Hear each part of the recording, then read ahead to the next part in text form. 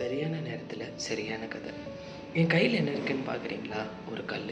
நம்ம எல்லாரும் வாழ்க்கையில் அட்லீஸ்ட் ஒரு தடவை இதை நினச்சிருப்போம்.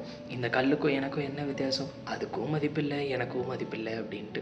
இந்த கதை மதிப்பை பற்றி. ஒரு சின்ன பையன் தன் வாழ்க்கையோட மதிப்பு என்னன்னு தெரிஞ்சுக்கிறதுக்காக அவங்க அப்பா கிட்ட போய் கேட்குறான். உடனே அவங்க அப்பா அவன் கையில் ஒரு கல்லை கொடுத்து, இதை நீ ஒரு 3 இடத்துக்கு போய் விற்க ட்ரை பண்ணணும். யார் விலை கேட்டாலும் உன்னோட கையை இப்படி தூக்கணும்னு சொல்கிறாரு.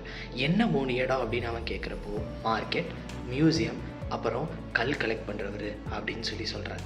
உடனே இவன் என்ன பண்ணுறான், அந்த கல்லை எடுத்துகிட்டு மார்க்கெட்டுக்கு போகிறான். அங்கே ஒரு வயசான கிழவி வந்து என்னோட மீன் தொட்டிக்கு வேணும், எவ்வளோன்னு கேட்டோன்னே இப்படிங்கிறான். அதுக்கு அவங்க 20 ரூபாயை நான் வாங்கிக்கிறேன் அப்படிங்கிறாங்க. உடனே அவன் மியூசியமுக்கு போகிறான். அங்கே ஒருத்தர் கோட் சூட்லாம் போட்டு வந்துட்டு, என்னது டைனோசர் காலத்து கல்லா, இது எவ்வளோ அப்படின்னு கேட்டோன்னே அவன் இப்படி அப்படிங்கிறான். எவ்வளோ? 2000 தானா, நான் வாங்கிக்கிறேன் அப்படின்னு சொல்கிறாரு.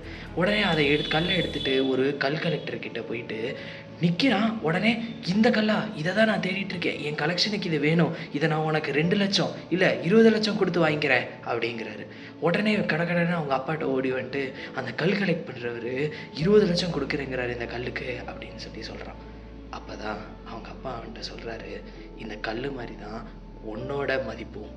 உன்னோட மதிப்பு தெரிஞ்சவங்க கிட்ட நீ இருக்கிறப்போ உன் மதிப்பு என்னன்னு உனக்கு புரியும். ஸோ உங்கள் மதிப்பு என்னன்னு தெரிஞ்சுக்கோங்க.